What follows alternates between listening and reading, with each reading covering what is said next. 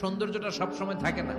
এই যে যুবক অবস্থায় আমাদের কি সুন্দর চামড়া, কি সুন্দর দেহ, বয়স যখন 70-80 হবে এরকম থাকবে? কথা বলেন না। এই কালো দাড়িগুলো সাদা হয়ে যাবে, বয়সের ভারে মিজানুর রহমান আজহারি নুজ্জ হয়ে যাবে, লাঠি লাগবে তখন। তখন স্টেজে উঠবে, হায়াতে বাসায় থাকলে লাঠি নিয়ে উঠতে হবে। কথা কর। আমার নানা বাইরে দেখতাম গাড়িতে একটা লাঠি রাখতো, মরহুম পীর সাহেব গোলাম সাদেক সাঈদী, গাড়িতে সব সময় লাঠি। এই লাঠি নিয়ে গাড়ি থেকে বেরোতো, লাঠি দিয়ে সিঁড়ি বেয়ে উঠতো, মাঝে মাঝে আমরা ধরেও উঠাতাম। তো উনি কি এরকম ছিল না? একদিন ইয়াং তাগড়া যুবক, রং ধরা যৌবন জং ধরে শেষ থাকে না, আসফালা সাফিলিন।